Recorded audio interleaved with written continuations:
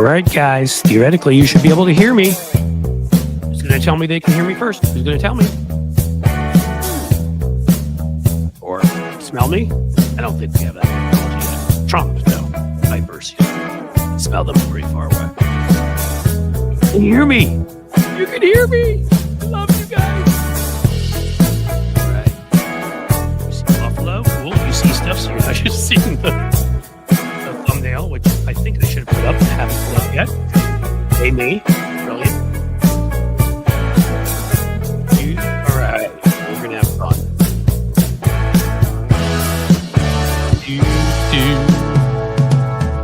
Loud and clear. Oh, that's giving me such joy.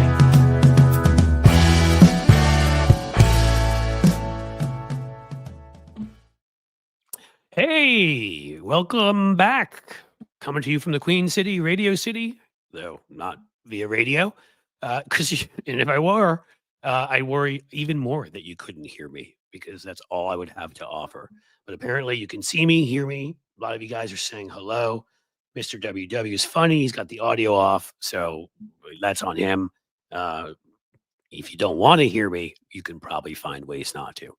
If these great earplugs nowadays, the kids wear them to rock concerts. I even wear them there too because, I figure I should do not more damage than I did going to rock shows all through my 20s and 30s when, doing that was like wearing a seatbelt in the back seat. Who did that? Like, not smoking. We were smart back then. Actually, I didn't ever smoke except for once in a while when I drank. So here I am admitting that to you, all of you who I know so well personally.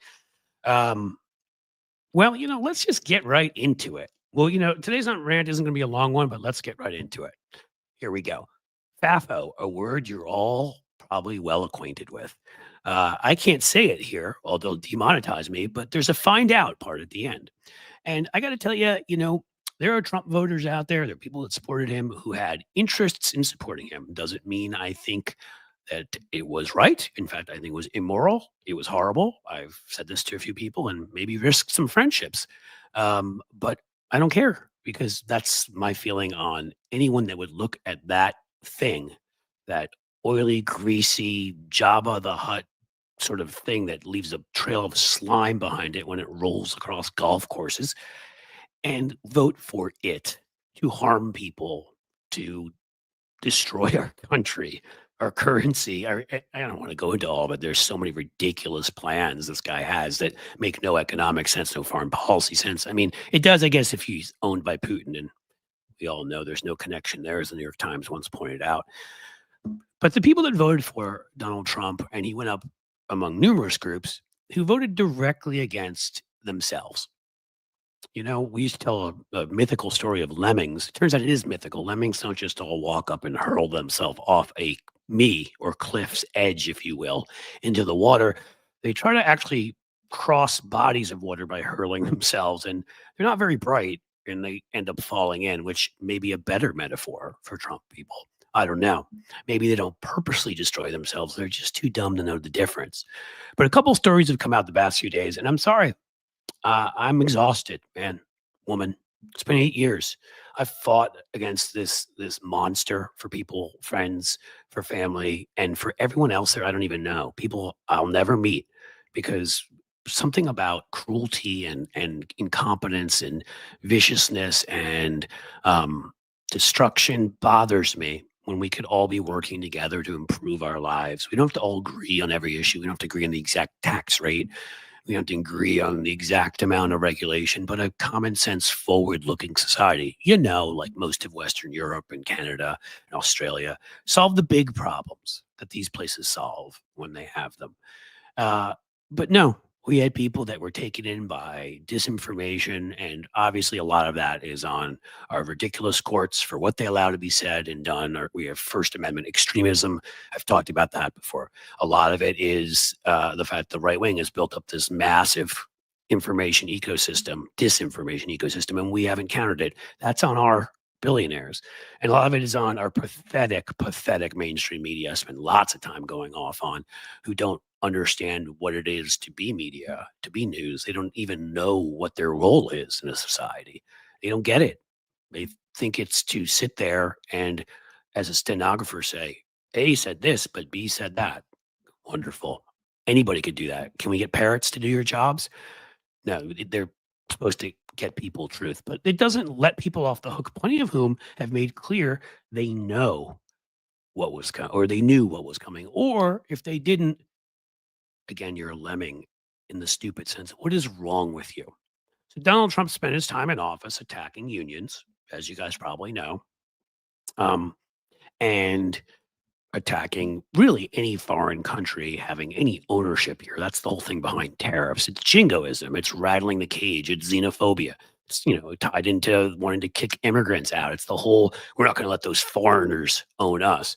So it would be shocking, for example, to union steelworkers in Pittsburgh who went against their unions and rallied around Trump, even though all the Republican Party has done since its existence. Even as other parties have changed, one thing's remained constant about the Republican Party: it has always hated unions. It has always attacked unions.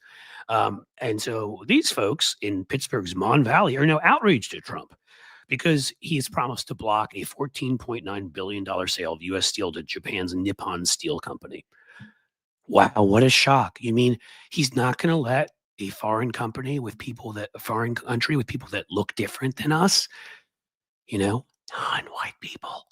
He's not going to let them take over a company in Pittsburgh, no matter the benefits to everybody, no matter the fact that workers will make more money, their benefits will go up, it'll be better for us. Of course he's not. He's not about that. Remember, he's about attacking people. He's about labeling people by how they look, how they talk, what they like to eat. They're eating the pets. Obviously, I'm joking. He proved who he was. So you guys thought that if a Japanese company came along, for example, that he'd let them take you over. Good work. I don't feel sorry for them in the slightest. In the slightest. And I know others disagree with me, but I don't care. I'm tired. I care about the people who are union workers and the steel workers who did vote for Kamala Harris. That's who I feel sorry for. The ones they quote in this article, I am very frustrated with the news that came out last night. United Steelworkers Local 2227 Vice President Jason Zugai said. I have to look and see if Zugai supported Trump, but being that he's in here, yep, Zugai said he was a Trump supporter who helped organize trips of steelworkers to Trump rallies. Wah, wah, wah. I wish I had that sound effect here. I need to learn how to do that. Sorry, Jason, I don't care. Your family may suffer now. Your income may suffer. And you know what? You voted for it. There are a lot of other steelworkers that didn't, and now they're going to suffer too. So I have no sympathy for you. And then we have the Muslim voting community for Trump. Wow. That takes a lot of that takes turning your brain into a pretzel of sorts, twisted around enough to believe enough that Trump could support Muslims. You see, folks, you guys, people like me fought against the Muslim ban back when Trump was president the first time, said it was racist, outrageous, horrific. People like us pointed out and fought when he wanted to go and bomb various countries in the Middle East because it would be fun. That would be bad. But for some reason, I know we're not going to get into the whole difficulties of the war going on in the Middle East, or there's multiple ones, but let's say Israel and Palestinians and others. But what I will say is this. You may have disagreed with Kamala Harris. You may have thought she didn't go far enough for your taste in protecting the Muslim community, but you thought Donald Trump would protect you. The guy that kept meeting with Bibi Netanyahu, a war criminal, and putting his arm around him, the guy that Bibi Netanyahu endorsed, the guy that said it quite openly when he spoke in large crowds that he wouldn't be asking for any kind of ceasefires. Well, now they feel duped somehow because he went to Dearborn, Michigan, and places like that and said to their faces, no, I'll protect you. There we go. Another article. U.S. Muslim leaders who supported Donald Trump to protest against the Biden administration's support for Israel's war, blah, blah, blah, have been deeply disappointed by his cabinet picks. Wow. Fafo, I got news for you. Worse is coming. Trump won because of us, and we're not happy with his Secretary of State pick and others because Marco Rubio said there will be no ceasefire. I got to tell you guys, Marco Rubio doesn't really have opinions on much of anything except for shaking while he drinks water during responses to the State of the Union. He called Trump a con man once, correctly predicted that he'd be selling watches if he hadn't been rich, and he did start doing that. But now Marco Rubio, to become Secretary of State, would have done anything. He would have stood on one leg and hopped for 14 hours while balancing a fork on his nose. He has no principles. So you thought that they were going to do the right thing, and that wouldn't have mattered who Trump picked. Same with Mike Huckabee, the ambassador to Israel, who is a vicious, lying lunatic who once sent out emails to people saying there was a biblical cure for cancer if they just gave him money. He's proven he's a huckster. Huckabee the huckster his entire life, and he believes, of course, in the rapture. So all Jews need to be back in Israel so good Christians can be raptured up to heaven, and I get to take all of your stuff. Leave behind good records, preferably from the 60s to the late 90s. Make sure your car has been serviced recently. Like, I want good stuff from you guys when you're raptured. Yeah, well, so the Muslim community's mad about that. Said Rabul Chowdhury, a Philadelphia investor who is the head of the Abandon Harris campaign in Pennsylvania and co-founded Muslims for Trump. Wah, wah. I don't care. I hope you are harmed in a way emotionally that the rest of us were by Donald Trump getting elected. I hope you cry. I hope you whimper. I don't want anything to happen to Muslims on the ground in, let's say, Gaza or the West Bank or whatever. In fact, you assured that'll happen.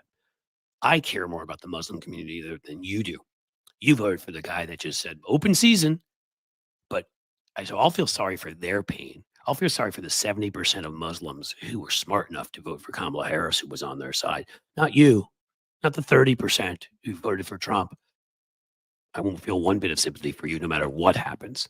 I'll save it for the people that are going to suffer in your own community because of your stupidity.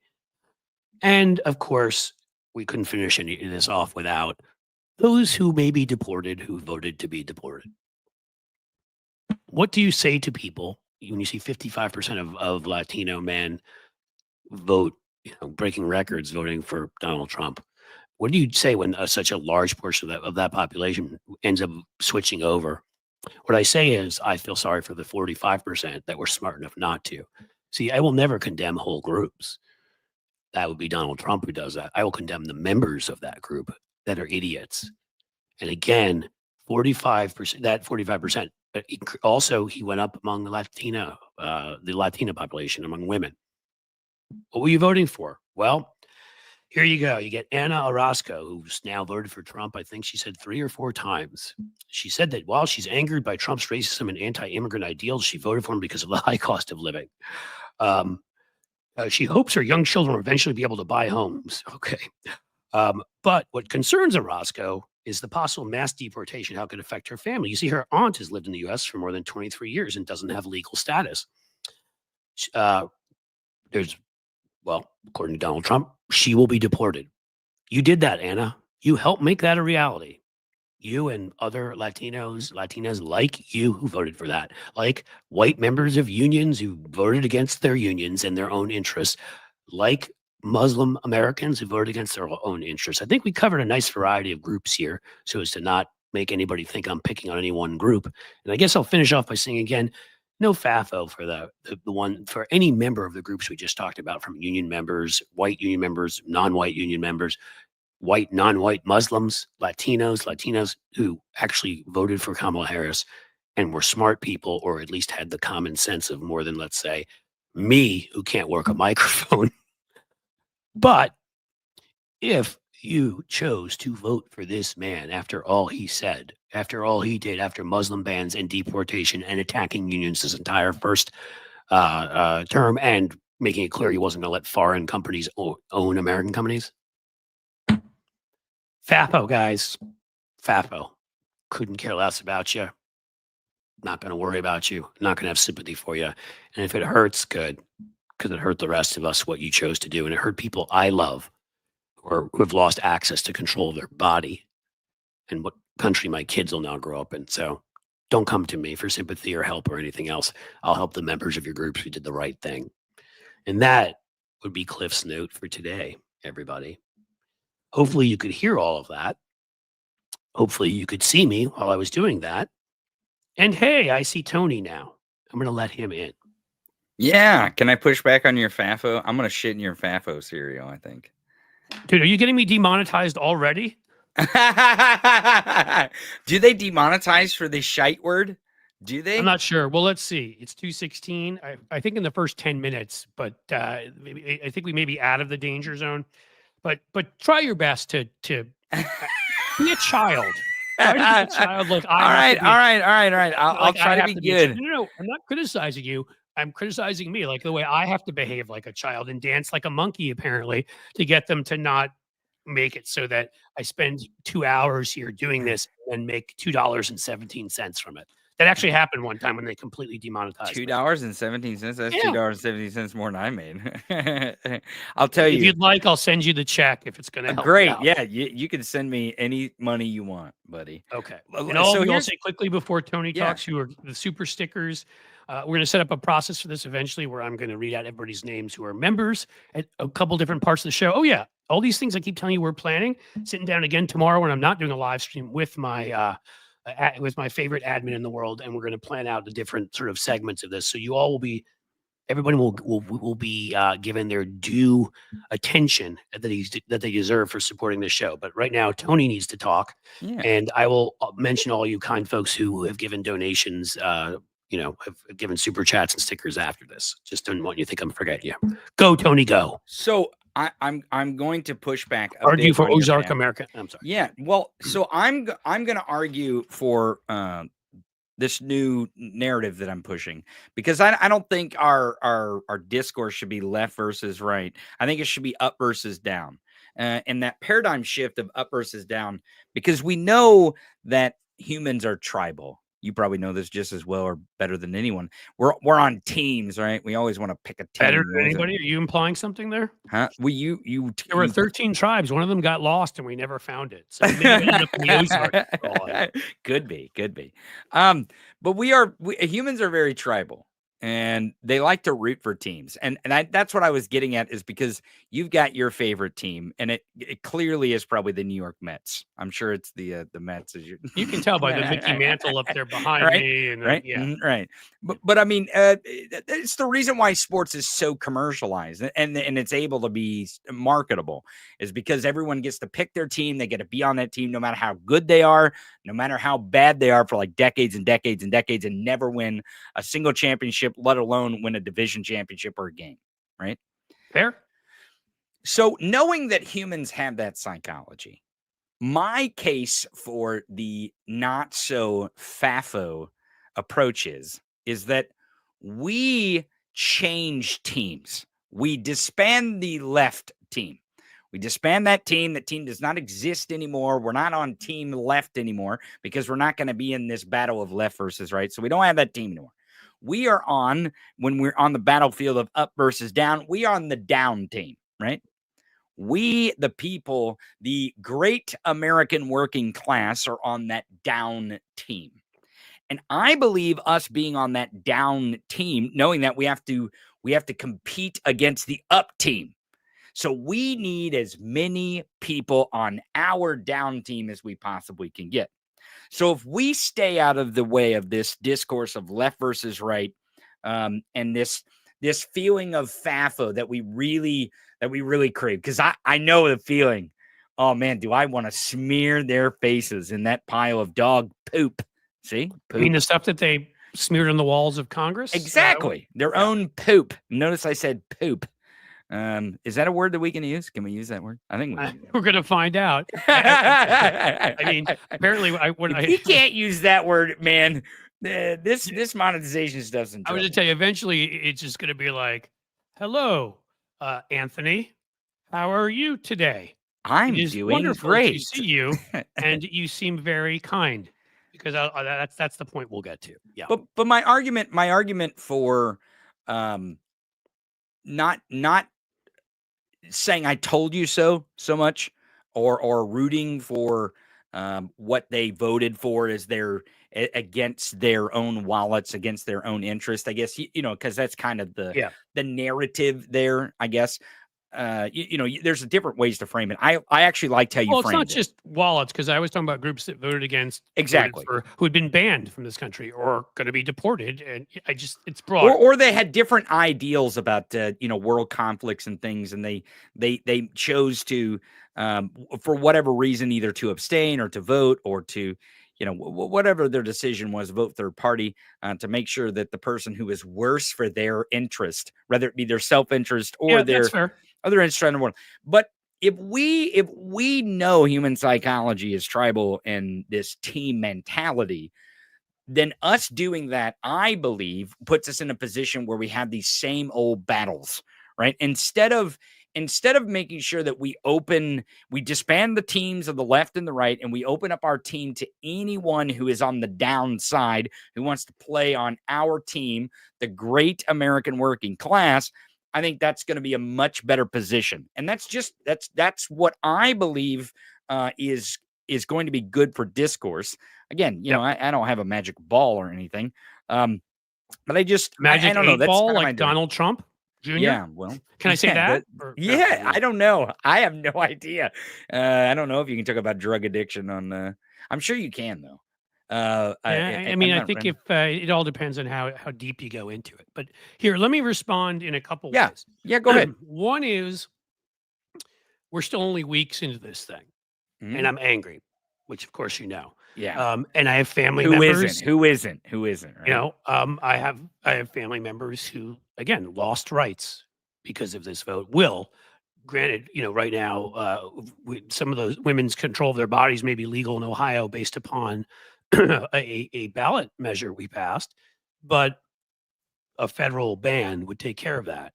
In addition to that, I have obviously many female friends in other states, Texas, for example, places like that, who have lost complete control of their bodies and are in danger now if they get pregnant. So that's one thing. My kids, who I love dearly, who are teenagers, who had to live through 4 years of this guy, and I tried to explain that to them early on, and now are going to have to live through this horror show where everything we try to teach them about what's right in the world, they're going to see the exact opposite. The lesson they're going to learn is crime pays. You might as well be a bad person, a greedy person, a sloth, and everything else that he is. So that bothers me too. And the third thing I'll say with all that, so first again, I brought the anger thing. I'll calm down somewhat, no doubt. But the third thing is, I'm not going to wish this on people. That's not the way I am. I'm not hoping like, oh, get deported, or get banned. I said to you, I'm horrified by what he is going to do in the Middle East. Sure. But what I'm saying is, I will not feel sorry for the ones who chose to make this happen. I'll feel sorry for many others like them who chose to try to stop this. And so that's a different thing. I'm not wishing harm on people. I'm simply not going to waste an ounce of sympathy for them. And I'm sure as time goes on with all of these things, I will learn to talk about this in a more mature way, in a better way. I'm sure that I will. I thought it was very mature the way you put it. Well, thank you. But I do. I think I will embrace people more. I think maybe I'll be in more of a position to say, and I always am in a position to say, we need to win. So I'm always going to be constructive in that way, because I do think we alienated some people, as we've talked about with some of the things that we did. I still don't think they should have been alienated enough to vote for Donald Trump. That still is a place which boggles the mind. But we've been far from perfect.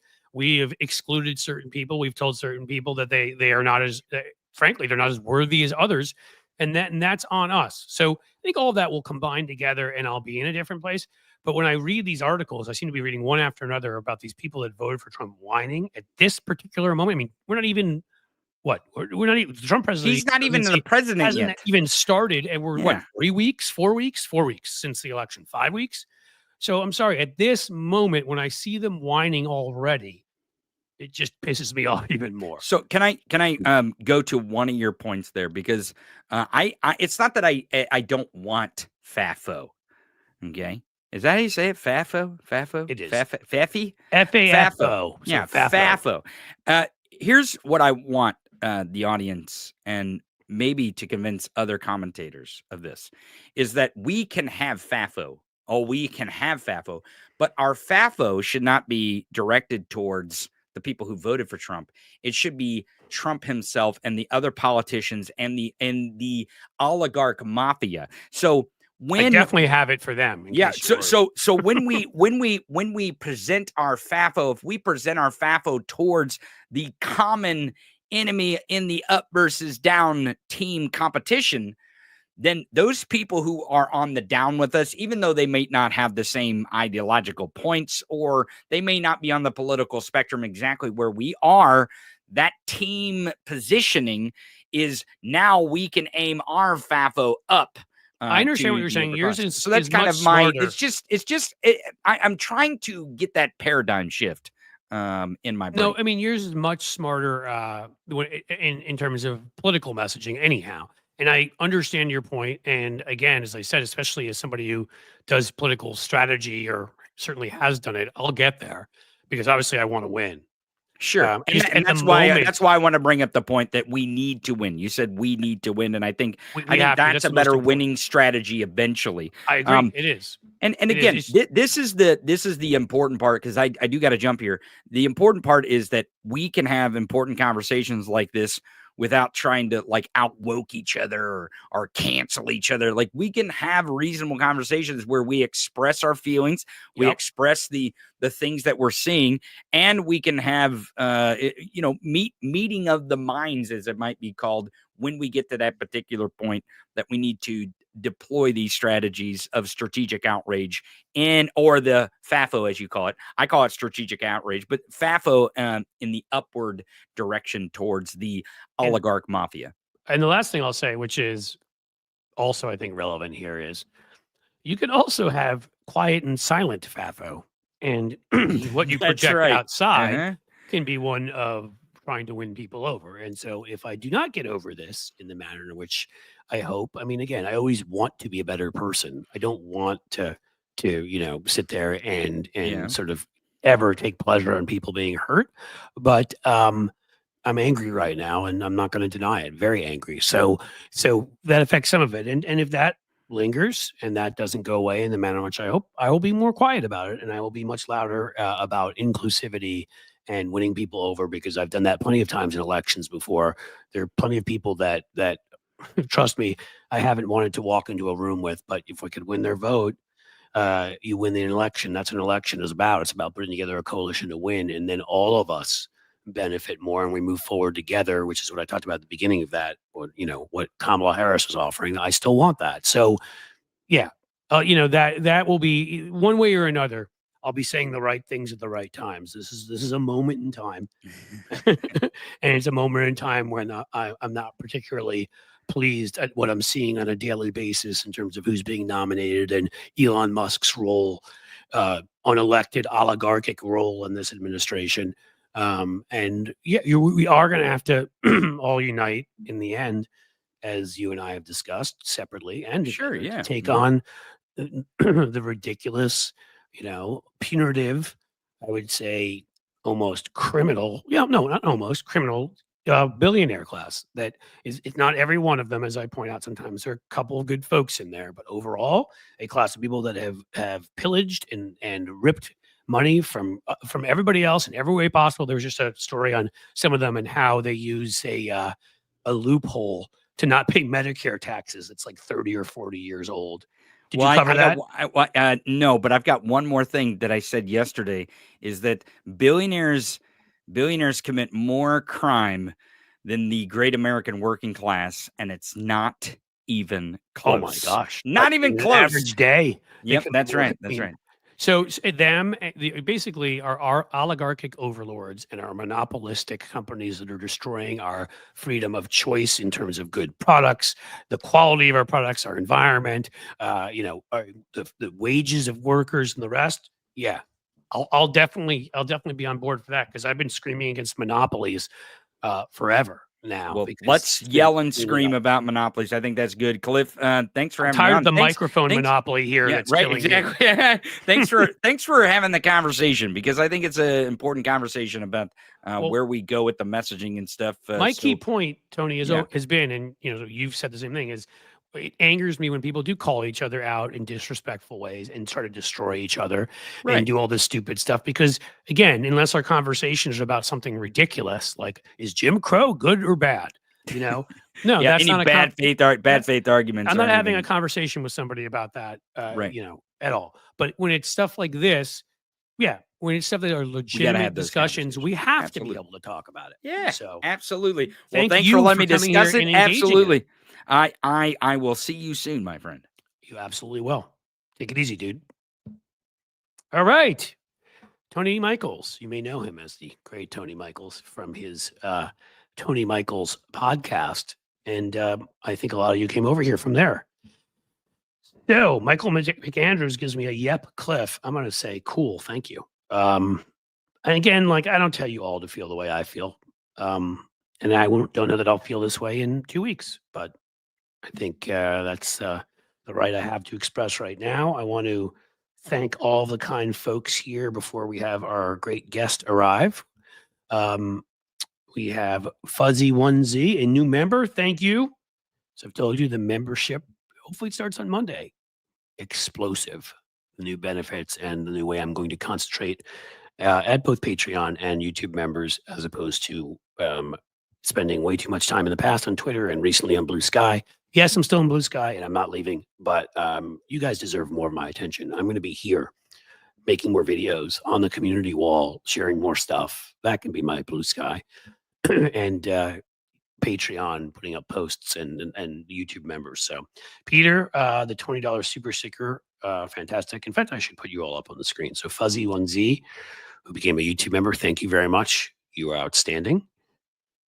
Peter, is it a dog or a wolf? Very cute either way. $20 super sticker. I really appreciate that. Really, really appreciate that.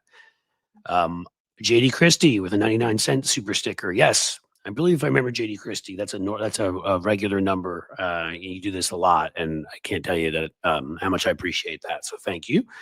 And Nikki Oliver with a $2 super sticker. Thank you so much too. That is a fantastic way to start the show, where that happens, where I don't even have to mention to you guys that to please support what I'm doing here, to please join, to please become members, to please give super chats and everything, so I can continue to do what I'm doing right now, which is honestly spending most of my time on this, not the actual thing that pays me my living, because that's gotten into a place where I don't have to spend nearly as much time. But I really want to make this sustainable economically, so I can do it and put in this time. So I really, anything you guys could do to support me, and as I always say, not if it's going to hurt you in any way, because my doing this show isn't more important than you attending college, sending your kids to college, having healthcare, feeding anybody. You know that, and I hope you know that all that stuff you need your funds for comes first, second, third, up to about 427,000. But if you can, this is very helpful. Sheldon Hughes with a $2 super sticker. Thank you so much. I really appreciate it. That is fantastic. I'm gonna make sure we don't have a problem. And also, I think, thank you, Jim. You put up before the YouTube in general. Right now we have a rather decent subscriber base. I'm gonna look right now where we are. Yesterday, you guys helped me go up 99,260. If you guys will go over right now and I mean, please come back. Don't leave forever. But if you go over to @Cliffs_Edge, you can get that. I mean, I think by the time this show's over, we got to have that number above 99,400 at least, right? Come on. Yesterday it went up by about 200, I think, while we were on the show. So let's do that. And then I think even tomorrow, just videos and random, other stuff tomorrow, and posts, and Saturday and Sunday, we may be able to, and Monday, get there by the Tuesday edition. Wouldn't that be great? I want to make sure Zaki is okay and will arrive. I even have his bio here, so he may just be running a little bit late. That's what I'm hoping. That he's not having trouble coming in. Robin M, a little stocking stuffer. Stocking stuffers are nice. We like them in our house. Stockings are great. Yeah, thank you. I really appreciate it. And that's right. I see you right now, Holly Fafo. So you may have enjoyed the Holly, the name of my little Cliff's note today. Let's see. Zaki, where are you? Keep talking to you guys, and I will. And hell, we'll just talk the whole show. But I just want to make sure that there's not something going on that's not allowing him to get in here. You know what? 1 second, folks. We'll see.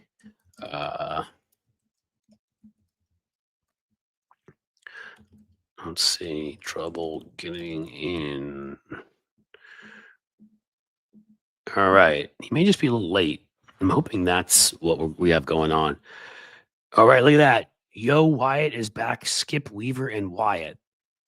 A super sticker for 99 cents. Thank you. And just for that well thought out and rather long name.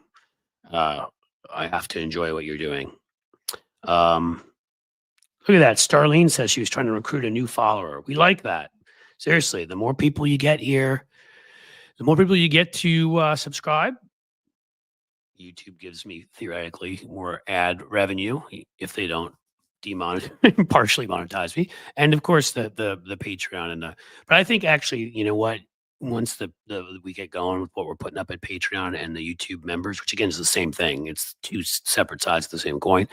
You all want to join because there's going to be so much extra stuff there, and once I sort of I've again blue skyified myself by about 75%. Again, I think it's a good place. I'm not leaving. I think there's a little too much of people talking to each other and other stuff. I don't love it. It's much better than Twitter. I'm going to be there. I think it's important to communicate with people in different places, but I sort of started doing a lot of thinking and thought, um, why am I putting up stuff there for free? You guys are kind enough. You're paying me your hard-earned money at Patreon, and as YouTube members, you should be getting that. And I started thinking also about, I mean, it's time management. If I'm there, I'm not giving you what you deserve as far as I'm concerned. And not giving me anything over there. You guys are awesome and supporting me. And then also the community wall. Like those are folks that are subscribed. And if you just by subscribing and showing up to live streams, you should get more things, stocking stuffers, as it was said. You know what I mean? Maybe we'll even have like meetups and stuff. I don't know if you guys are up for that or not. Maybe you'll meet me in person. You'll be less impressed. Maybe you'll be more impressed. Who knows? I know there's some folks who reached out to me who are from the Cincinnati area or the greater area around here. I also from New York City originally and still have family, so I'm back there constantly. Back in the DC area, a decent amount. A few other places I go. All right. What's this? Amy Jackson, Facebook removed and banned all my posts the last 2 to 3 days. Do we know why that happened? That seems odd and insane. And I was going to start streaming there soon too. That's another plan I have for next week. Dude, there's maybe a partnership in the offing, a rather large page where we may stream and bring some new folks along until I get my Facebook page worked out. I think I've told you all before. I have one that is started off as like family friends, and then people saw me or read my book or saw me in a show and said, "Hey, can I join?" And I didn't vet them like I should have. Like with you guys, if you ask me to, I just make sure you are who you say and all that. We're good. But I don't like putting up personal stuff in a place that I don't know where everybody is, and I don't like putting up political stuff if it's going to lead to me getting in fights with family members, which I don't need. So I'm trying to separate those out. I don't love Facebook. I see people talking about it in here, and maybe this is the blue sky. I do encourage you to follow me. I will do stuff there. I just want to make sure that like people understand that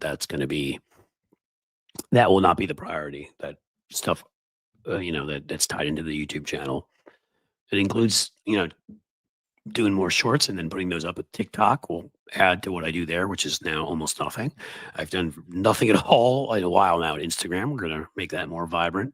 Again, places where people want to be, where they can get this kind of content. Chipmunk Milk said, I'm done helping capitalist billionaires this year. We've created family to make meaningful gifts this year. So I don't know what that means exactly. There may be a conversation going on in there that I am not aware of. But I don't know. Are we fighting over various capitalists right now, or over billionaires? I'm kind of looking through. Seems like there may be an interesting conversation going on. This is very true, Jason. But this is the constant problem. This is Rome. This is, you know, Greece. This is past republics. It's why no republic has ever lasted forever, and we have to break that record to do it, which is people get fat and happy. Think about World War II. I mean, I always like to point out to people as a baseball fan, Joe DiMaggio went and fought. Ted Williams went and fought. Did not matter. They could have gotten killed, but they went and they fought like everybody else. Now we can't even be bothered to ask regular upper middle class people to go fight our wars. It's only if you have to pay for college or join in the military just to make a living. And then, we send you off and like we ignore the war unless something big happens, like an explosion that the media can cover and get clicks or whatever. It's just like we're not fighting the war at all. During World War II, you couldn't get a car.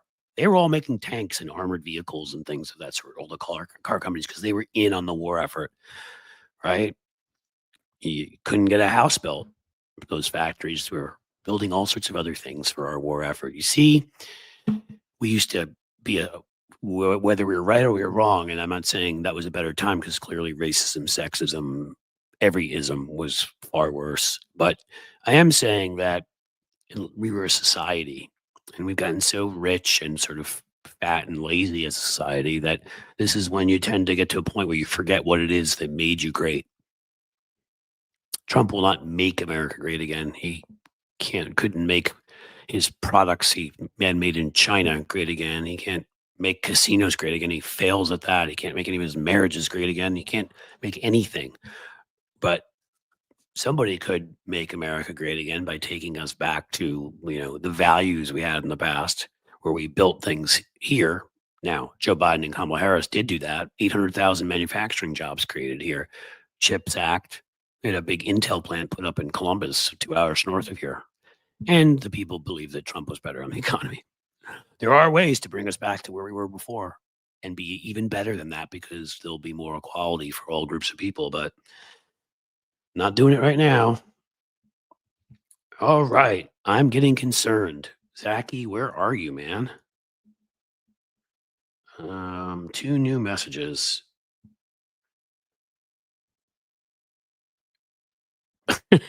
I was worried I should have sent him something. I was like, did he think it was a different time zone? And he did. I never thought about that. I thought he knew it was Eastern. I thought I'd said that. I'm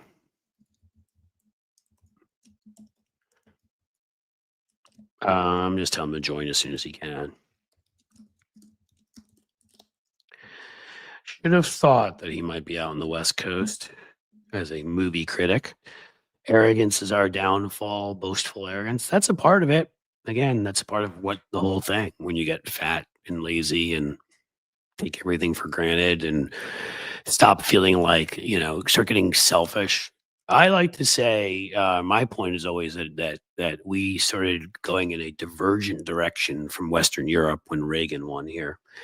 The United Kingdom did to a certain degree, but Margaret Thatcher couldn't even do there what Reagan did here because parliamentary system and other things, but also because they had some of that stuff. They passed their universal health care right after World War II. Some of the things had already been put in place that we had not, and we were trending in that direction, heading towards.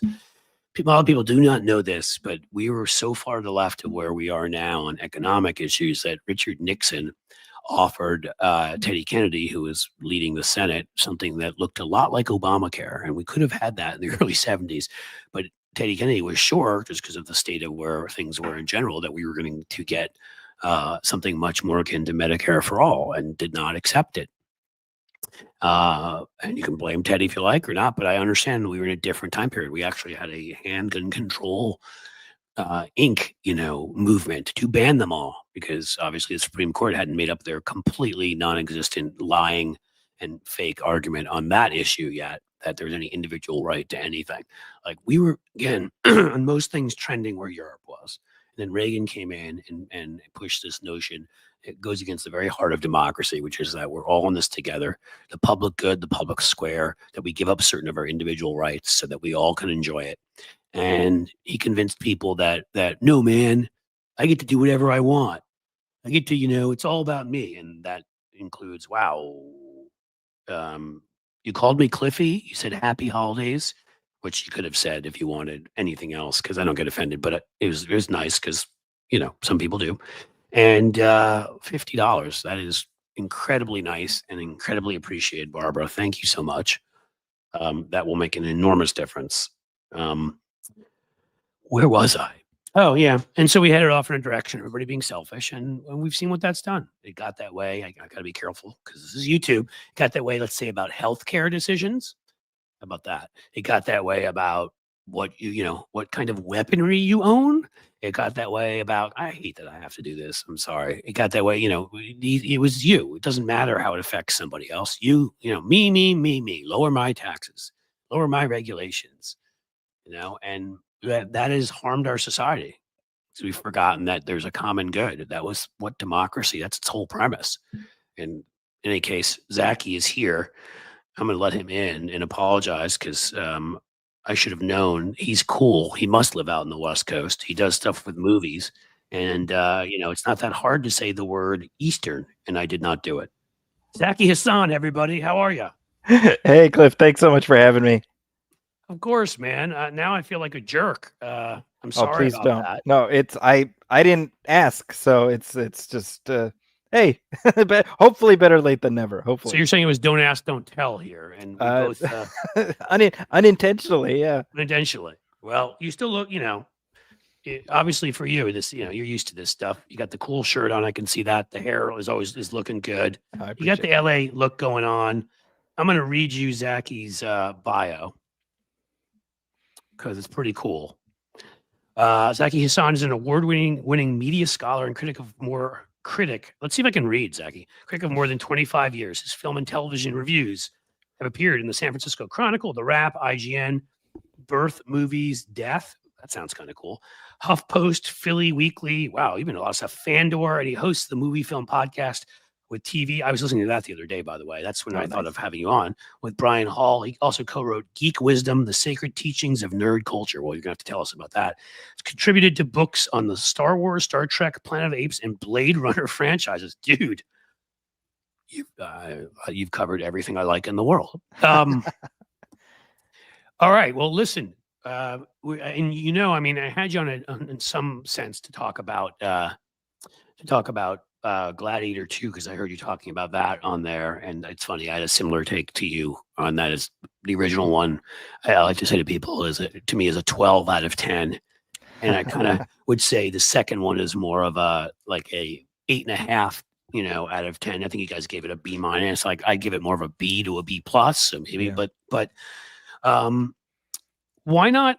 First, why don't we do this? We'll move on to all the cool stuff you do, but you also comment on things politically. I see on there. I don't know if you're comfortable doing that as a general factor. I think you are because I feel like I've seen it on Twitter and Yeah, absolutely. Blue Sky. Are you in LA? I'm in the Bay Area. Oh, you're in Bay Area. Okay. So what's the feelings of somebody out there who saw all this insanity happen and Trump win and, any number of other negative things occur on election day and where our sad little country is right now? Yeah, I try to bear in mind that the Bay Area is sort of this progressive bubble, and I'm conscious of how I feel about all of this, and just the people. Obviously, I'm in academia, so I know that that's going to lean a certain way as well, and so I would say that it's deeply frustrating, it's deeply confusing, but by virtue of the fact, I grew up in the Midwest, and I have plenty of friends and family still out there. And this past summer, I was Where'd you grow up? Chicago. Okay. Mhm. Yeah, and I was this past summer, I was surprised by how many of my old friends were diehard MAGA guys, and really and so happened, I suspected it. This is my only point. What happened on election night was disappointing. It was not surprising to me because I felt like I had been reading the tea leaves for a while. So even with Kamala Harris coming on and the enthusiasm on our side, I was like, I think the Bay Area is a bubble, and I'm not taking that for granted. And so I'm supremely disappointed, but I was not surprised at all.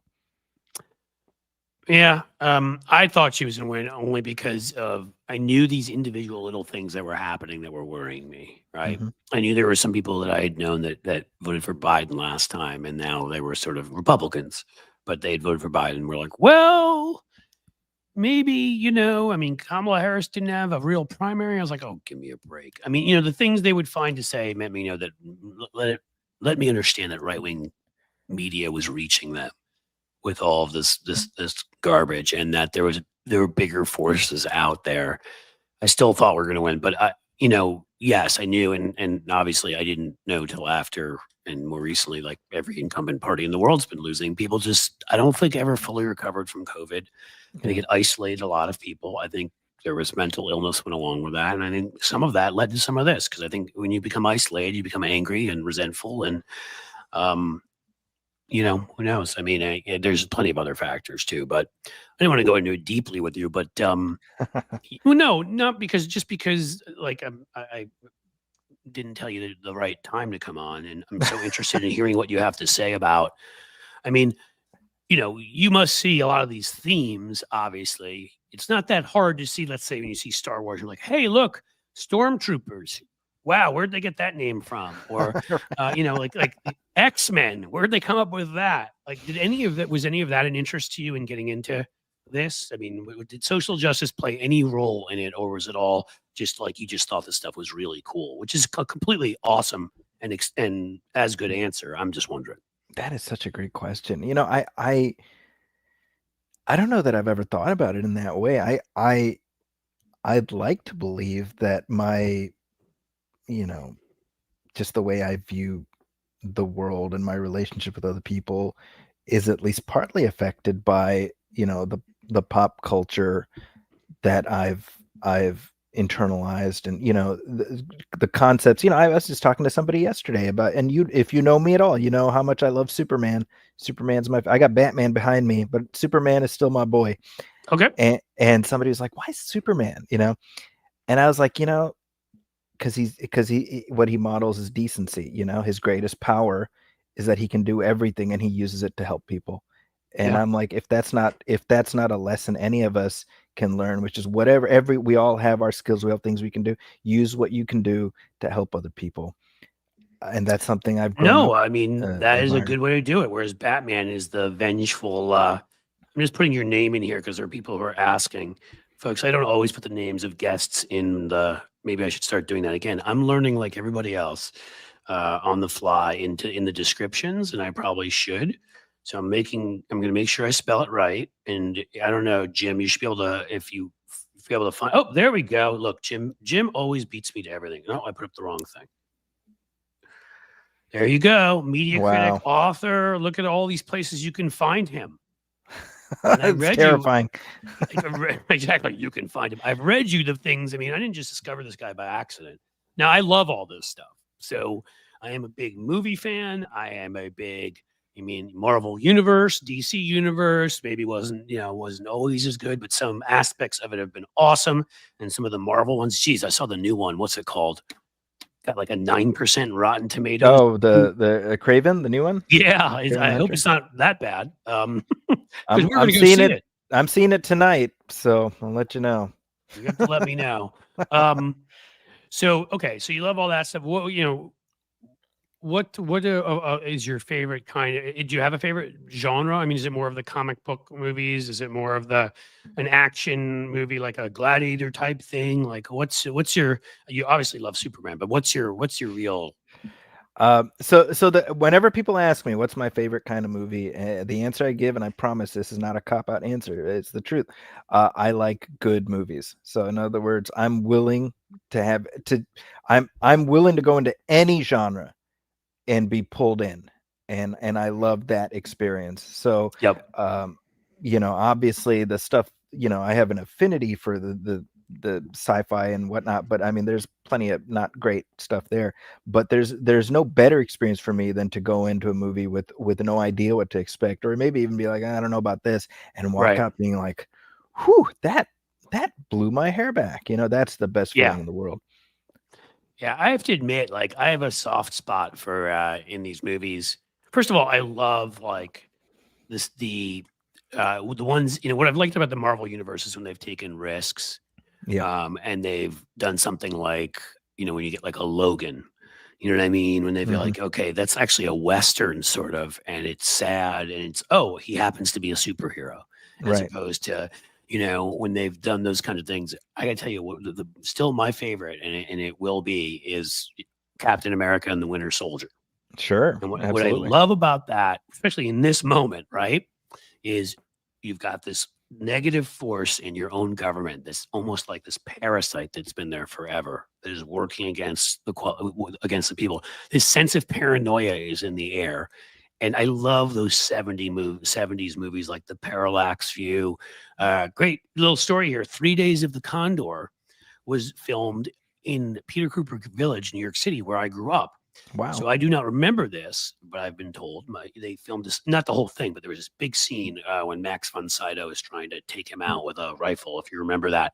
Yeah. He goes up into an apartment building, gets in an elevator, and he's trying to avoid him. That was filmed. We're in the area, literally in one of the buildings next to the one I grew up in. And, Robert Redford's just kind of wandering around Peter Cooper. And apparently my parents took me out there. I think I was 3, something like that, and we saw him. And that's what I loved about the Winter Soldier, is that in a callback to that, they were making quite obvious what kind of movie this is supposed to be.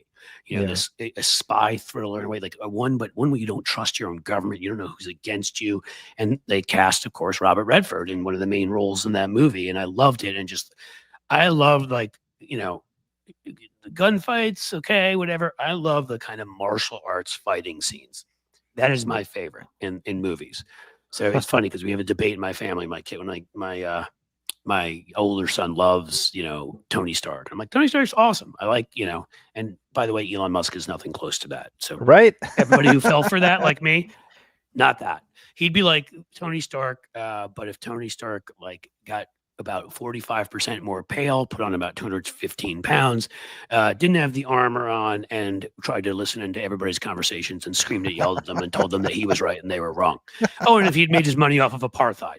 Okay, so now we can move on. But he loved, he loves that. But to me, and not to say I don't love that character, and that character arc definitely in the final movie was incredible. But I love those scenes, like those scenes in The Winter Soldier and other stuff where he's jumping over the car and kicking the knife out of his hand, and they're going back and forth. And I don't know, it's probably why I like the John Wick movies. It's probably why I like Black Panther a lot. Is up there almost with that movie with me. I like those kinds of fight scenes, and so those get me more. So I love that movie. That that's kind of an example for me. And Winter Soldier is kind of the best one of those. Certainly the first few batches of those MCU movies. Yeah. I mean, again, and I'm not, everybody gets the right to their opinion. They don't have to agree with me, but that one will always be there for me. Okay. So here we go. Somebody's saying Russell Crowe has really let himself go since Gladiator. The thing about Russell Crowe is at least it used to be that, much like Robert De Niro, he would switch up for every role. The amazing transformation from when he did The Insider, where he put on a whole bunch of weight to look like the character, and then got into this buff, guy that was going to beat you down in the arena. And I think, if I'm right, The Insider was a year before the Gladiator. Yeah, he went from one right to the next. Yeah. So, that transformation, it makes me think of De Niro in Cape Fear, or where he's muscular as hell, or, in when he played Pacino in The Untouchables and put on a bunch of weight, same kind of thing. So in any case, again, Gladiator is an all-time great to me, up there with The Godfathers, up there with Apocalypse Now, up there, I mean, I love it. And it sounded like, from what you were saying, you're on on your podcast, you're in the same place. Is that right? Oh, very much so. Yeah. My co-host Brian and I, we actually recorded a commentary track for the first Gladiator just before seeing the second one. And so, that was actually a great experience of just really being able to go through and talk through, the things that jumped out at us. And it really, I remember watching that movie opening night, and I was probably 20. I was 20 going on 21.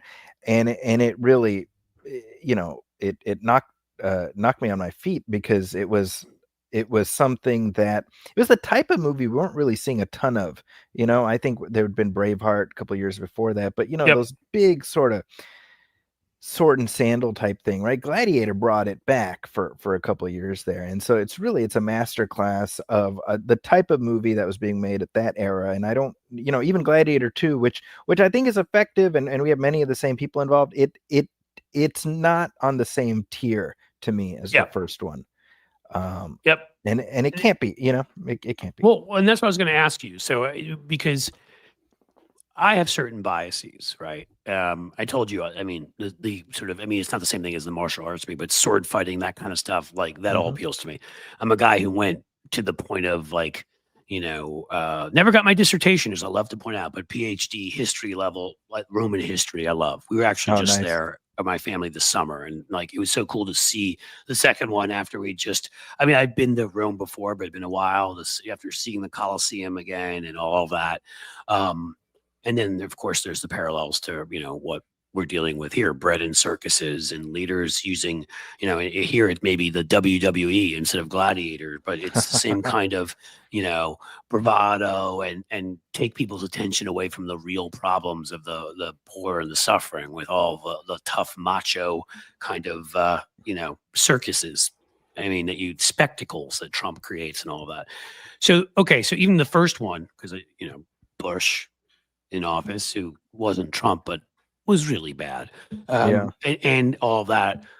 So I have a natural affinity, but I was going to tell you, like, I was going to ask you from your perspective, what makes that movie so amazing? Because I feel like I know the reasons I do, but I'm not a film critic like you. So what makes it rise above other films of that ilk?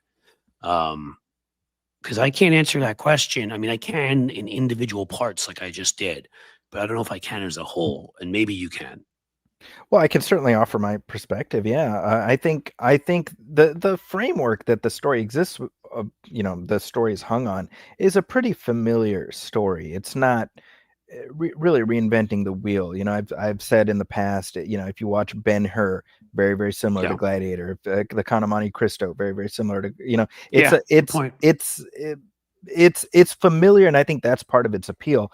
What makes it distinctive is, well, two things. Number one, we were just talking about Russell Crowe. I think you have anyone else but Russell Crowe in that movie, I don't know if it works as well as it does. They had offered it to Mel Gibson, and I mean, this is current day. So it wouldn't have been Mel Gibson as he's being struck down saying Jews have caused all the wars in the world. Yeah, a couple years before that, and he turned it down. He did The Patriot that year, and he, he's fine in that movie. But I definitely think the right person got it, and actually was also incredible in that role. But definitely in The Patriot, yeah, and it's weird how I was going to say I actually do think Mel Gibson was very good in Patriot. I liked him in Lethal Weapon. It's very tough for me to watch him now because I hate him as a human being. I have to create this mental barrier for anything. Like, I don't watch anything of his recently, but like pretty much all the stuff of his that I used to like, I still like. So I have to kind of create like this iron barrier in my head to be like, that's Martin Riggs. That's not Mel Gibson. And you know what really pisses me off now is jerk Sylvester Stallone had to go and do the same damn thing. He kept his mouth shut for so long. Yeah, dude. He even had come out for some common sense, more moderate policy when I was doing stuff on universal background checks and things like that. Like, he had come out for some of that, and I mean, calls Trump the second George Washington at Mar-a-Lago. I was like, you're killing me. And he's got a new, Rocky movie coming out, and like, I don't know that I want to see it anymore. Yeah. And I loved Creed, and the original Rockies, and some of the other stuff he was in. I mean, I never thought he was a particularly terrific actor, but he gave it some oomph to it, and he's shockingly, when he talks, you would think he's not a very bright person, but wrote a lot of those screenplays. And now, I mean, thanks, dude. You got to go Mel Gibson me. So now, like, I mean, I'm just going to go back and watch all the old Schwarzenegger ones, man. He came out harshly and smartly and very in an educated way, even talking about his own dad's experience of how his dad was broken by his association with the Nazi party, because he realized how terrible that had been, even though his dad wasn't like a killer or anything. And Schwarzenegger came out and wholeheartedly ripped Trump and endorsed Kamala Harris. So I guess I guess I'm gonna have to pick my action stars. I don't know. You know, you're right. The older ones, like it's gonna be hard to not watch the original Rocky again, or whatever. But I don't want to as much anymore. I didn't mean to get into that political side No, of the it's conversation, disappointing. It's definitely disappointing. but I do think what you're saying, Russell Crowe, from the toughness to even tenderness at times, right? Like That's he brought really everything to that role.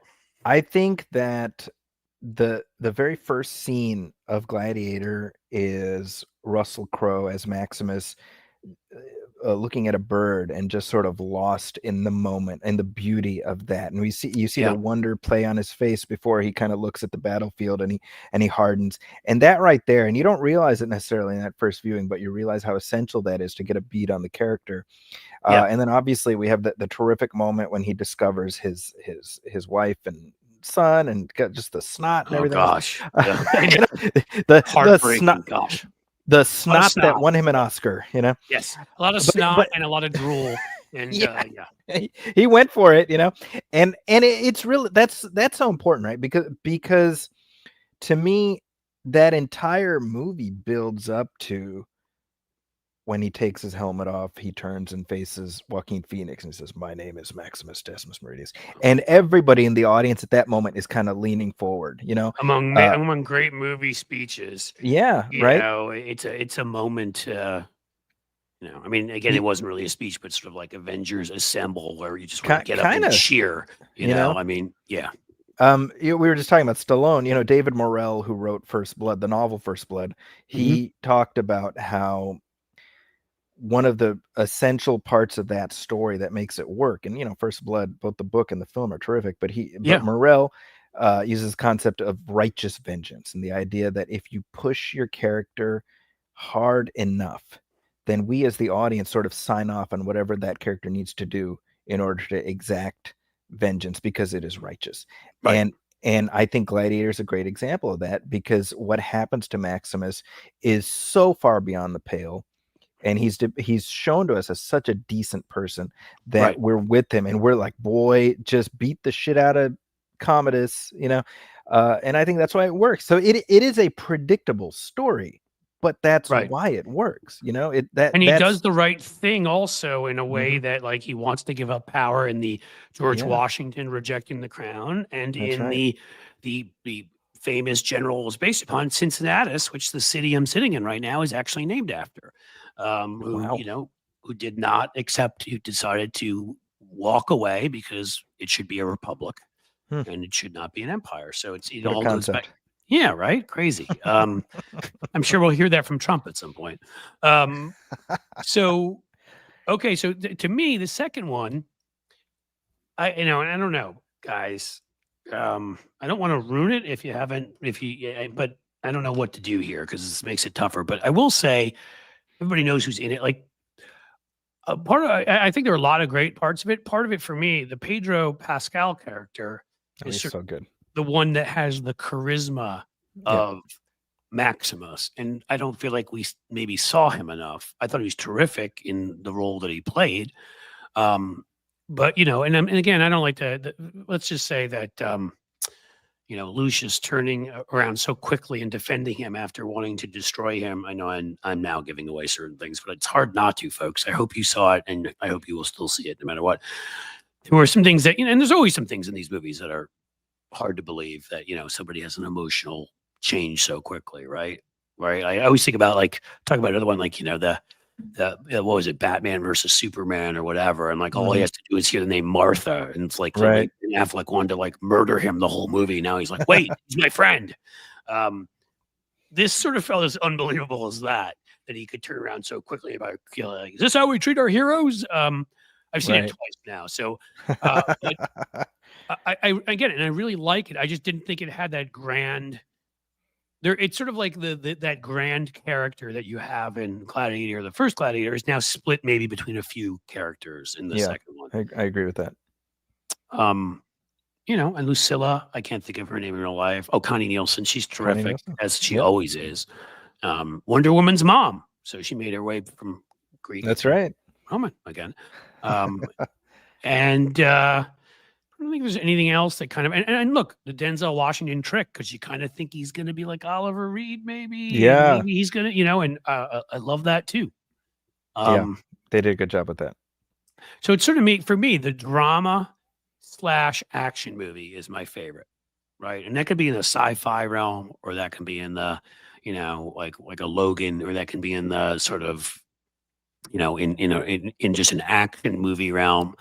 But like thought about Gladiator, and obviously, there are things that aren't believable. There are things that are. I don't know. Was in the second one, what was up with those monkeys? They looked like wolves almost. And Yeah, I was like, I don't, I don't think monkeys do that. That felt like something out of that felt very sci-fi. That was kind of my realization watching this movie. I'm like, this has as much to do with ancient Rome as as Star Wars does or something. This is like a fantasy world, and I'm like, I just need to divorce myself from any notion of this being reflective of real history and just take it as this is Westeros. It's just right. it's its own. It's the Gladiator world, and we're That's just right. living in it. There you go. But so to give you another one that has that effect on me, again, it may just because it's funny, we were just talking about him, but the lead performer's role is maybe what it is Training Day, Oh, where sure. I want to, like when I combine drama and action, like I just want to see that movie again and again and again, because Denzel Washington is such a tour de force. As He's much as you fantastic. hate him, he's just amazing, right? I feel like he occupies that role. Again, I'm a novice. You're the pro. Tell me if I'm wrong. But I feel like he inhabits that role in the same manner in which, Russell Crowe does in. Absolutely. Yeah. And those movies were just a year apart, I think, right? Gladiator. Yeah, because Denzel won the Oscar the year after for Training Day. Oh, look at that. That's right. They both won the Oscars for those. Well, man, Yeah. those are 2 good years. So Um, you picked up on something. I guess so. I mean, they those and again, those all had great was Scott Glenn in that. Like they all had great supporting casts. Obviously, Ethan Hawke, and Yeah. that helped make those movies so good. Other stuff like that you would say is out there in any of these realms that you love right Like now, or recent stuff. yeah, recent movies you've loved that you say to people. I mean, it doesn't matter if they're a couple years old, right? We can, as we talked, we were joking earlier about, I think YouTube, they'll probably demonetize me just for saying it. YouTube TV, is like raising its price up to like $84 or I'm so mad about that. Can I just yeah. tell you? So we're joking. We're like, remember, because one of my big things that I will talk incessantly about when I talk about politics is our monopoly economy and how it destroys everything from workers to the environment to enriching people to a point where they're dangerous to democracy and all that kind of stuff. And like we all like, yeah, we can cut the cable cord. Look at that. We're all gonna just watch these apps. There's, it's only $7.99 a month and only whatever. And then of course now, like you have 47 of them, and they all cost a lot more than they used to. So it's like I need Amazon, Disney Plus or whatever plus. Amazon. What am I looking for? What's the second word in there? Whatever it is, their video service. Prime Video. Thank you, Prime Video and Disney Plus and Netflix and Hulu and I mean it's like Apple Plus and all of this. It's like it's kind of changed the landscape, let's say. And now it's probably more expensive than it used to be. I cut the cord exactly 10 years ago, 2014, and at that time I had Prime, Hulu, and Netflix, and so I was looking at about whatever it was, like $28, something like that, 20 less than $25, I think. Yeah. And at this point, between the streaming services and freaking YouTube TV, I'm easily spending more than I was spending on cable 10 years ago. So boy, they shafted us good. Yeah, I mean that's the thing, right? Don't regulate industries, and they will do this. So, in any case, so we got all these streaming services that we're all overpaying for. What do you recommend that the last couple of years would have been kind of some of your favorites, and even if you want to talk about some stuff out like this year, I don't know, whatever you got for me. I'll tell you, this has been a movie I've been recommending people, and they're like, seriously? But I kid you not, I thoroughly enjoyed it. Is Red One, the new Dwayne Johnson, Chris Evans Christmas movie, which is on Prime Video today. Okay. And unfortunately, I like both of them. So well, this is the thing. I think The Rock's sort of persona has begun to grate on people. A bit, and, yeah. I can definitely see that, and I think this is a movie that actually leans into her persona in a good way, and ultimately there's a message at its core that I like, and I'm not Christian, I don't celebrate Christmas, but uh, even still, this is a message about Christmas that I find very compelling, and I took all my kids to see it, and they all really enjoyed it, and so I would say give it a shot. I think Okay. great banter between Dwayne Johnson and Chris Evans. They're terrific together. Chris Evans clearly having fun. This is I always say this is Johnny Storm era Chris Evans as opposed to Captain America Chris I Evans. got you, but I love that one too. I mean, that was of Exactly. course, seeing the Deadpool movie and Yeah, having right. them pull that little switcheroo. I mean, they talk about before, I mean, that's probably my favorite movie. Again, I'm not saying ever. The first Deadpool Yeah. is up there with these other things I've talked about, and again, there's drama in that too. There is Yeah. torture. There is, Yeah. losing a loved one. There's all sorts of things. But the third one, I mean, just the fun between those two guys, but between Ryan Reynolds and Hugh Jackman, and then you throw in at a certain point, you throw him, him in too, and it's just like, are you kidding me? The Johnny Storm kind of Yeah. character that was fantastic. No pun intended. Yeah. So there you go. I punned and I didn't even mean it. It was. I always want to be like, look at my puns, look at my pun. That's a Sex in the City kind of thing. But yeah. I mean, Chris Evans with those two guys. My gosh, like it's hard to have more fun than that.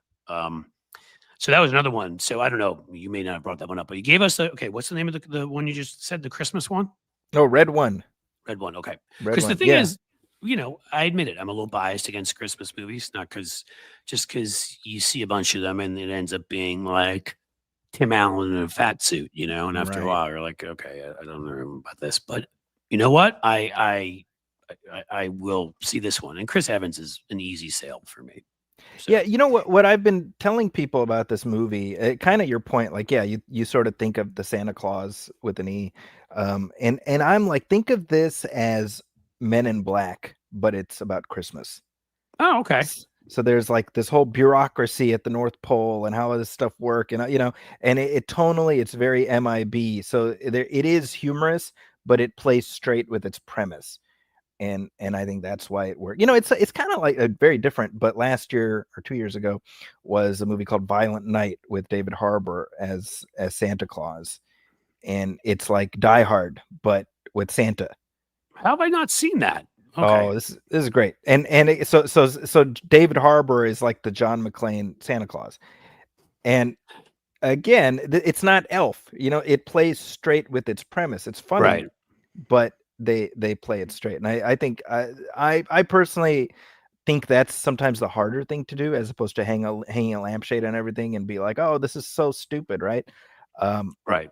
And so I appreciate that. I didn't realize I was going to be like sitting here recommending Christmas movies, but those are the ones that come to mind. Hey, well, if those are the ones you like, it works for me. Yeah. Anything else recently that piqued your interest? Oh, well, a movie I did not like as much, which I kind of I didn't know that I went in with high expectations, but I was hoping for more. Was the new Lord of the Rings animated movie that's out tonight? Yep. It's called War of the Rohirrim, and it's a good story. And I think that if one enjoys this franchise, it's kind of fun to dip in and sort of hear the music again and see the things that you're familiar with. But it's so cynical. That's what really irked me is even as I was watching it, I was like, why did they make this movie? And as I was watching it, I was like, I'll bet you there's like a rights issue and they just wanted to get something out the door. And then I read up on it. It's like, yeah, that's exactly why, because Warner Brothers was going to lose the rights. So we need to put something out there. And I'm like, I hate that stuff, man. I'm like they put care into it. They put thought into it. So I'm not in any way denigrating the work of the people who made it, but it's just this was not a story that was demanding 2 hours and change to be told. It's right. It's literally it's based on something in J.R.R. Tolkien's appendices, and they blew it out into a feature. And I'm like, well, if this is what Lord of the Rings is going to be from now until the end of time, well, that's a shame. I mean, Yeah, don't do that. And again, there's Yeah, others guilty of that before too. But sure. Yeah. that's a Too many disappointment, of these especially if you, franchises. right. Well, I think they get to a point where they've had so much success. They're like, yeah, we can put a crappy one out, and I'm sure That's right. they'll forgive us. We'll make some money, and everybody will be happy. Yeah. But okay, so that one we shall avoid. How about one more good one? You got one more good one One more for us? good one. Let's. Um. Oh well. Skeleton Crew. That's the new streaming series. I just dropped a review of that at the Chronicle, and Oh, we're okay. talking about franchises that are overdone. So maybe Star Wars falls into that. But my feeling with Star Wars is, give me something new, give me something different Right. within this world. And this show, which is created by John Watts, who directed the recent Spider-Man trilogy, Right. clearly he grew up with the same 80s influences as me, and maybe that's why I'm happy as a clam, because it's my partner Brian Hall, he always talks about, like, I love movies that are about the magic in your backyard. And All right. Very he cool. right, like E.T. and Goonies and things like that. Yeah. And this is very much that. It's sort of like you take a little Goonies, you splice it with Flight of the Navigator, sprinkle it with a little bit of Star Wars, you get some Jude Law in there. That's always a good thing. And so far, at least, we got something pretty special. All right. Well, you know what? Yeah, we generally like that stuff's cool because we all have our sort of biases in the family. I've got two boys, myself, my wife, but we all come together on Star Wars. That is Oh, nice. something. The Star Wars universe will so that's good. We set time for those. We all came together on the Marvel stuff pretty well too. Yeah. Yeah, I'm falling behind, if I'm being honest, with Marvel. It's just there's been so much. It's like it's hard to keep up. Well, yeah, there's got to be a point where I think they could have slowed down. There's a little too much out there. So I'm not saying we've seen all of it, but we try to when we can. And then there are some Star Trek haters. I won't expose their names in my family. I go, I watch it, and I love it. And I've watched the recent series. I love the one with that has oh, come on, Pike. When they go back to Strange New Worlds. Yeah, I love his portrayal of him. He's so great. You always heard about Christopher Pike in the in the original, and like I just love where, and then you see it in the reboot, obviously of the Star Trek movies, which I liked all of those that J.J. Abrams did, and I agree. I generally would have been so skeptical and been like, wait, you're going to try to replace Leonard Nimoy, and you're going to try to replace like William Shatner and all this, and I mean, man, was that cast brilliantly, and it, 'cause how many other things those guys have all done. Yeah. I mean, Zoe Saldana now, I love Lioness, which is something I'm watching, which, I would recommend if you like that kind of thing. That's more in the sort of spy, well, not spy, but yeah, CIA operatives kind of realm. She's in that, Nicole Kidman, a few others. Right now, Kirk Acevedo, who is always friendly and on places like Twitter, and he's great. Is showing up in there, which is pretty cool. Obviously, Chris Pine has been in about a billion things, and possibly my favorite of all. What's his face from The Boys? Carl Urban. Old Carl Urban is amazing. I mean, the different roles he plays, the accent he takes on there, and the whole thing. And then you'll see him play McCoy, in those Star Trek movies, and sound exactly like him. It's amazing. I mean, he's so good. And I mean, even in a small role, was utterly hilarious in the Thor movie. He showed up with like the I forgot about that. I love Carl Urban and everything. So I mean, man, again, it had to be a good story. There had to be a lot to it, but the casting was brilliant. I love that reboot. And again, I would have been skeptical of any reboot of Star Trek, and they did it, and they did it well. And it was cool how they changed the timeline, and so they could have whole new stories. I agree with you, and if I can add one other thought, you can add a million thoughts, my friend. You're talking about Anson Mount as Captain Pike, and obviously we got Chris Pine as Kirk, and I think that to me, there's a lot of window dressing that's been changed around with Star Trek and the more recent stuff. Just of necessity, it has to adapt to modern times. But what they've preserved, to me, the most essential thing is the core of doing the right thing, as far as what motivates our characters. I saw somebody on a video online, and they were making a joke about sort of our politics right now. It was like a manosphere video. I think it was Cody Johnson, but it was like, if you want to look at how to act, just look at Star Trek captains. And I found that very funny, because it was, it was amusing, but it's also like, yeah, basically, right? When in doubt, you can do a lot worse than saying, what would Picard do? No, I mean, Roddenberry looked at, in the future to what he hoped was an ideal world, right? I mean, it isn't, people try to say, and of course on the right, like, oh, it's communism. It's not communism. If it was communism, then it turns into Stalinism. It's socialism. And you can believe in that or not believe in that or whatever. But point being, I'm not even sure it's pure socialism, because clearly some people in that universe are wealthier than others. So I don't really know how it works, because it does seem that currency doesn't really seem to exist as much. So, and I'm not sure how it works, right? Like Picard, and I watched the Picard series. He's got a pretty nice place there, maybe he's got a great pension. I don't know, but he's got a pretty nice place there. I have to believe everybody in the universe does not have, or everybody in their federation does not have that same thing. So I don't think it's even pure socialism, but it's at least something closer to our ideal of what we'd like to be as humans. Maybe when you came in and the rant I was finishing up about the public good, and forgetting about what democracy is supposed to be about. It's supposed to be about all of us. It doesn't mean we don't have individual interests and likes. It doesn't mean that we're not still in a system where, there's a certain amount where you are trying to earn money because you want to do things. You want to take vacations. You want to do whatever. But we haven't even figured out the basic stuff yet. We haven't figured out how you get paid family and medical leave for everybody yet. We figured it out. 80% of people support it. We just can't get it passed. And so that's what I like about that universe. It doesn't necessarily mean that everybody is exactly equal and everybody is, they've taken the individuality out of people and like they're a bunch of drones walking around. Everybody's still individual. Everybody still comes from their own background. They bring interesting things to it, but they see each other as equals. They treat each other with respect, and they kind of seem to want what is better for all humanity. Like that is the driving force. There are times where like right now where I feel like where we all have our lizard brain and we make those choices or whatever. And even those of us, the best among us, even my rant when I began, I was talking about anger for people that voted for Trump, who voted. And I picked 3 purposely very different groups of people.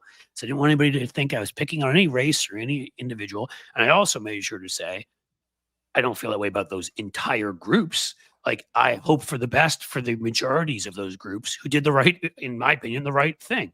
I'm just not going to sit around and have huge sympathy for people who voted knowing that bad things would happen for them. All right. Well, I wish I could be better than that at times. And I wish I could, and as I said to my friend Tony, who was on earlier, I'll get past that. We do. I'm angry right now because people I love have lost rights, and my country has embarrassed itself in the international stage, and these are things that bother me. But what I like about it is, almost like we slip back into being, whatever. Like you see that here and there in the Star Trek universe. You always remember the movie, I think it's with First Contact, where you've got Jean-Luc Picard. And one moment, he's talking about how we don't do things for revenge anymore. We don't do that. We've risen above that. And I can't remember her name. Black actor. Oh, Alfre Woodard. Yes. Thank you. Who's like, you claim you've risen above it. I see what you're doing. You're trying to get revenge. This is about revenge. And so even when we've evolved, apparently, 300 years in the future, some of those old traits can still come back and remind us of our past. And so in some ways, it does show you how far we've come, that most people, it seems most of the time, are trying to do what's best. I don't know. That's the way I see it. Maybe I'm... No, there's a great line in Star Trek Beyond, which is the 3rd one of the reboot movies, where Chris Pine is he's squaring off with Idris Elba as the villain. And he says, Idris Elba's like, you're gonna die as you're trying to do this thing to stop me. You're gonna die, and Kirk says, better to die saving lives than live with taking them. And Yep. That's one of those lines for 8 years now. It's stayed just nestled in my brain because I think that and hopefully none of us are in a situation that dire, but if you use that as a Northern Star, I think you'll be all right. As I kind of go ahead. Sorry.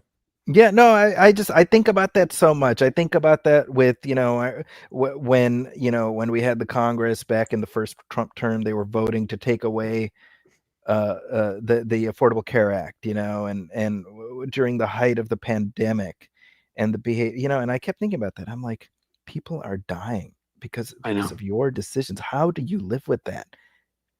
Immeasurably, empirically, lives are being lost. Right. You're causing it. I don't know how Right. people live with that. Like, you are the exact cause. Yeah. I Yeah. was only going to say it's funny, that line, and I've seen that movie a couple times, and I hadn't remembered that line. Of course, and this will be trite because I'm sure a lot of people would say they remember this, but for me, it's always, the good of the many outweighs the good of the, when he's giving his life, yep. First, when he's giving his life in Wrath of Khan, and then when we change the timeline, and it's the opposite. Oh, that's right. Yeah, they do a great play on that, and it's that. Yes, I'm giving my life because why would I not give my life to save the vast majority of people here, right? Like, the good of the many outweighs the good of the few, or the good of the one, Yeah. And I kind of felt like what you said, if that were people's North Star, how different we would be. Yeah, that's again. Go ahead. Sorry. No, it's just, I mean, when we talk about the way this election went down, I mean, that's sort of the misery of it, is that we know what's going to happen as a result of his agenda, and it's going to be suffering for a lot of people, and he was very open about that, and people turned a blind eye to that, and that's it's I try not to be frustrated by it, because I try to You're focus. a better man than me. I sometimes cannot be, but it gets to me. It gets to me. The movie Independence Day, which is, it's not, it's not Citizen Kane, but I think there's a lot in it that stands the test of time. Although one moment, it's after the president's after Air Force One is taken. The speech is great. Oh, it's one of the great ones. But even earlier than that, this is the aliens have attacked, and there's just devastation. The president is in Air Force One, and he's just sitting there contemplative. And I think the character played by Margaret Collins, she comes up to him, and he just says, "A lot of people died today. How many of them didn't have to?" And this is a president who, in the context of the film, did everything. He did the best he could given all the knowledge he had, and yet he carries that guilt. And I always think about, I'm like, Donald Trump is somebody who's incapable of grappling with the question as complex as that, No. And again, the whether it's Morgan Freeman, whether it's Michael Douglas, whether I'm trying to think of Martin Sheen, the people who've played the president in various things I've seen, have always had that moral complexity. They've always had a dark side to them too, and whatever. But they've still understood what their role was, and trying to make the world a better place, and trying to make the country a better place. And that's, again, my reaction to Trump. I mean, that's it. It's not that even that people voted for a Republican, which would have been bad enough, who is proposing cuts to Social Security, whatever, which would have angered me. But this isn't even a human. This is a creature. Yeah. I mean, it is a creature that lives for every deadly sin, and for whatever pleasures him at any moment, be it woman, be it money, be it fame, cruelty, because he seems to really get off on that. And how you could look at that, and again, people who I know have kids, people I know have daughters, people I know have had people rip them off in business, and it's just amazing to me. Yeah. In any case, so before I let you go, because I do have to go actually drive a son soon, my older son, to his vocal lessons. He's a lead singer in a rock band, which wow, that's awesome. Yep. He's old school too, sort of the 60s classic rock up through, I'd say, grunge and some stuff like that. And just he really is into it. And the band has gotten booked a bunch of places. It's a ton of fun. So That's amazing. yeah. So what do you leave folks with? Anything you want to say on the way out the door, or in the way in the chair sitting there? I won't make you walk outside. Is what I'm saying. Well, if I can, one last point. I mean, we're talking about in terms of what we feel after the election, and I taught a class Wednesday morning after the election, so 7:30 a.m. So the election Oh goes the way it gosh. does Tuesday night. So first thing in the morning, I got to go in, and I'm talking to a room full of mainly people who are not feeling great. And the one thing I said to them, and I was saying it to myself as much as anything, I was like, look, the things that matter to you, the things that you're passionate about, that were important to you yesterday morning, the morning of it, they're still important to you today. They still matter to you today. And I was telling my kids, my students, look, work to make change within your sphere of influence, and it'll motivate you to do more. Don't look at everything that's out of your control and feel despair, because that's not helpful. And so that's just, I found that helpful, and maybe that's something that your audience might find useful too. I don't know.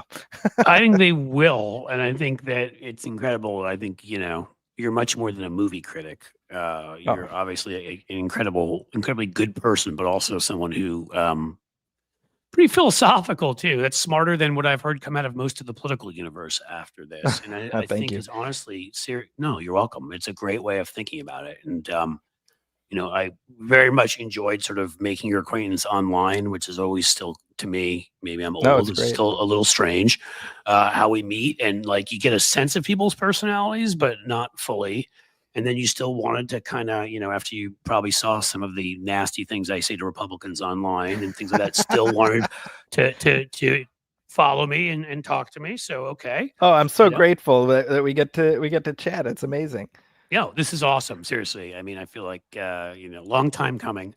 Thank you. And I'm sorry about how it started, but how it went is really, how the journey went is what matters. And having you here and kind of a combo of movies and politics, I really wanted to do something like this, and you've made it awesome. So everybody Thank go you. to www.zakiscorner.com. You can check them out there. Anywhere else they should find you?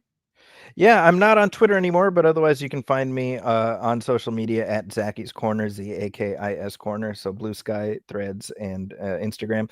My reviews are at the San Francisco Chronicle and the Wrap, and of course the Movie Film Podcast drops every week, every other week. We do movie commentaries where we talk through a movie that either has an anniversary of some kind or has been suggested by our listeners. Our most recent commentary track is The Rise of Skywalker. We did Star Wars Episode 9, and that just dropped last week for its 5-year anniversary. And then every other week we talk about the new releases, and we just have some fun. And I think it's a good show. We've been doing it for 12 years. So if people want to check it out, please give it a look. And I can actually give that endorsement, honestly, because I haven't listened. I need to become a regular listener because I love this stuff, but I've listened to at least a half dozen, I want to say, of your episodes. That's great. They've been great. They've been great, and I've loved them. So that sort of added to, like, I must have him on because I've loved seeing what you've had to say about this stuff online. And then I got to hear you probably, I think, shared one of those links in one of your, maybe on Blue Sky or somewhere. I saw it and I clicked on it, and and on the Gladiator stuff, and then I need to listen to more, and I listened to some more. So great. I would tell you all, listen to this man. He's smart. He clearly is philosophical, and he knows movies. What more do you want? Thank you, Zaki. Seriously, you've been awesome. Thank you for taking the time to be here, and let's do this again. I'd love that. Thank you, Cliff. All right, take care, bud. Bye. All right, guys, I'm not going to have a ton of time on the question side today because I do have a kid to drive somewhere very soon. I hope you like that. You can tell me. I will take, maybe on the page, on the community pages was recommended to me, take some polls and see what you all like. But I hope you enjoyed it. Again, like bringing Jamie in last week to talk about sort of politics from abroad, but food. Some people who have been comedians, some people, have been people that I do stuff with that are, I mean, Bob Seska, background in the music industry and all that. It was fascinating. I hope was to me, try to get people on, hopefully, that interest you in other ways. So we expand kind of what we talk about, and it doesn't just become politics. It's politics plus. Good. Alton Gillespie tells me that he enjoyed it, and Nikki Oliver says that she loved it. So I think that is the kind of strong endorsement that we like to get here. Let's see. What else? Do we have anything else? Any other business? Movie talk is cool. Music too, Robin M. Well, good, because we're going to have a lot of both here, because I love both. We may even get, as I've said before, I've got some people who've promised me who are playing actual rock bands, and have been in movies. So we, right, there is more. And I think you said Politico. I think you probably meant politics, and that's the way I see it. There's a lot, politics is important, but says other stuff. Clip still showing 99.2.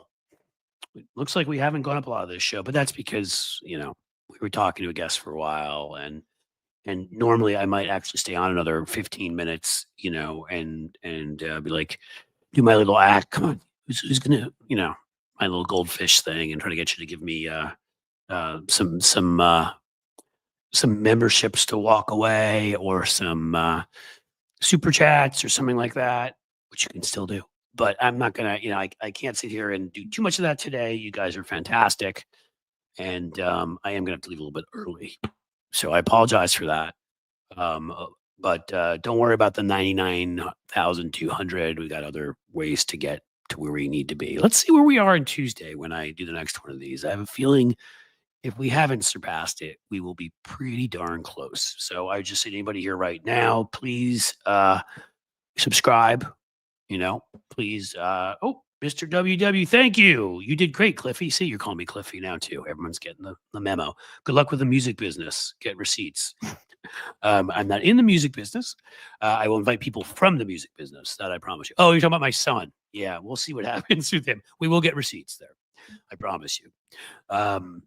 He's got a really good voice. We'll have to see what happens, and has some stage presence. Do I know, or do you know James Jarsmush?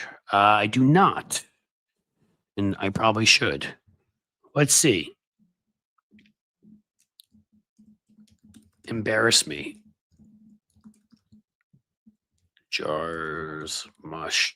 Let's see. American film director and screenwriter, independent cinema, Stranger Than Paradise. All right, looks like somebody good. I wish I knew him. I'd have him on. I do not know him, but maybe sometimes in these cases we know people in common, which is a way that I'm able to get some folks on. I know somebody that knows somebody. Sometimes I just know them. I think